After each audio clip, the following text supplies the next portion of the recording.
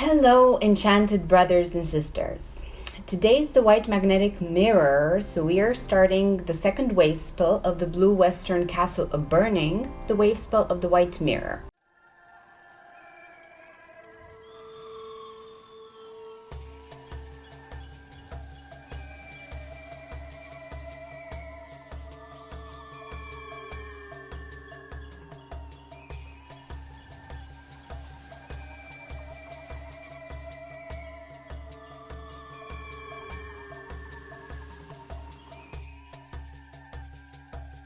You can watch the video The Structure of Wave Spells for a deeper understanding of how they work and what they represent.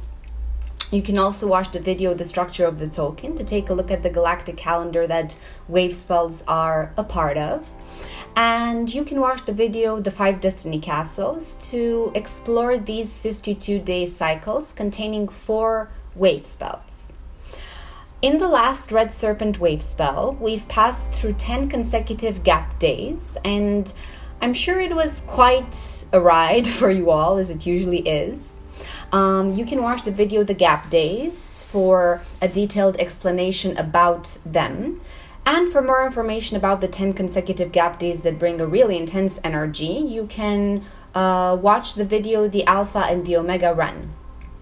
Now we're here, ready to enter the central column of the Tolkien, the core days. For more details about them, you can watch the video The Core Days. This is how the wave spell of the white mirror looks like, starting with the white magnetic mirror and closing off with the white cosmic dog. So what does the white mirror bring over these next 13 days? Its main name is Etznab. It's the mirror of truth in which we can see our own reflection, making us look at all the things within us that we don't want to see. In front of the mirror, there's nowhere to hide. We have to face our own reflection and everything we see there, including the things we don't like about ourselves. White mirror teaches us that if we want to change our reflection, we have to take the first step. We can't sit there in front of our own reflection, frowning and upset and expecting our reflection to smile back at us. We need to start smiling to make the reflection smile also. But in our society, most people don't really want to look in the mirror. They don't want to face their truth, which is why the energy of the white mirror can be quite painful for our ego, and this is why many people end up rejecting it, and because of this, we aren't fully experiencing reality. We're actually experiencing our perception or our concept of it. The teachings of the mirror aren't easy to accept, especially if we're stuck in a victim mentality or the habit of projecting our inner suffering and disharmony onto the outside world.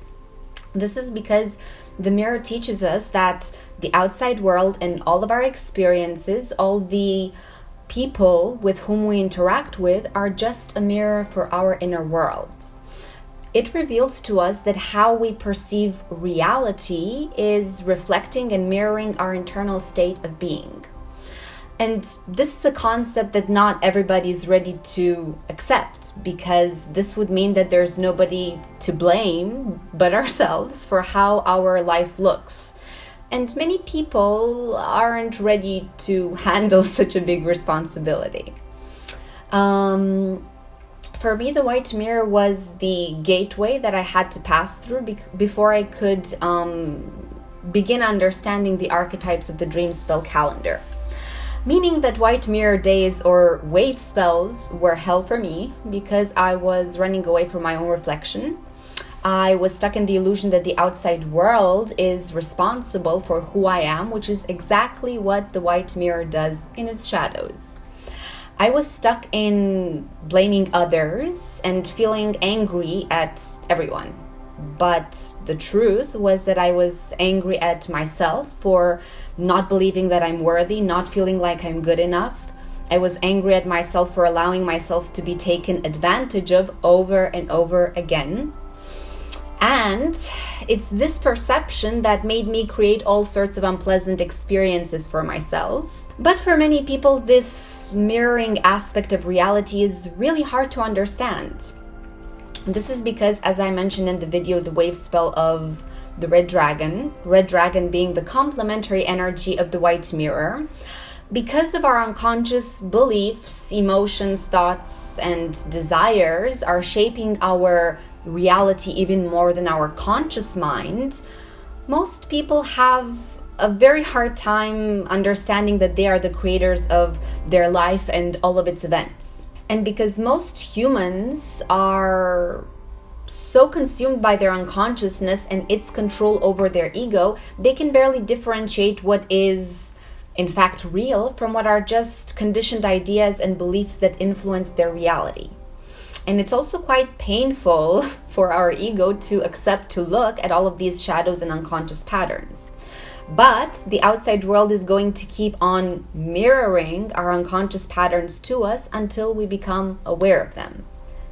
Basically, the outside world becomes the mirror that we need to reflect upon in order to not lose sight of ourselves. As we progress through life, the mirror, instead of being a clear reflection of who we are, gets cracked and all dirty until we forget that we're looking in a mirror because of how distorted the image seems to be. This way, we get lost in a world of illusions, and we get trapped in the distorted perception that we are a powerless being with no control over our reality or our experience. White mirror asks us to clean our mirror so that we can rise above the illusions and see beyond how things seem to be.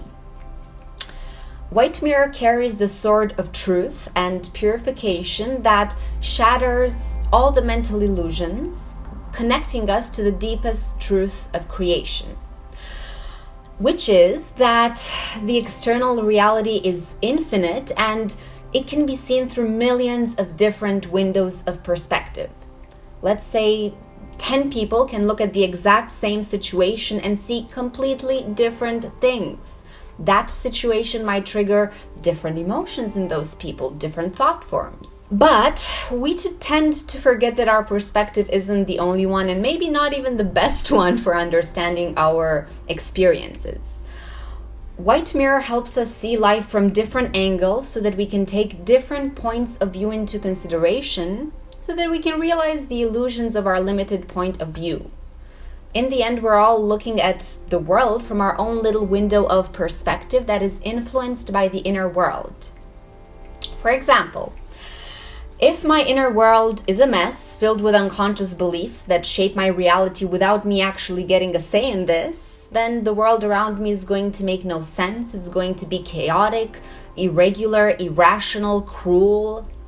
But if I do the inner work and I become conscious of my unconscious thoughts and wishes and desires, if I become aware of the beliefs that are shaping my reality and I can heal them, my whole life experience will shift and will become more aligned with my inner truth, and it will become a magical, synchronistical world where I am the conscious co-creator of my life and its events. But if we don't become conscious of our unconsciousness, it will direct our life from the shadows, and we will keep blaming life and the universe for our experiences.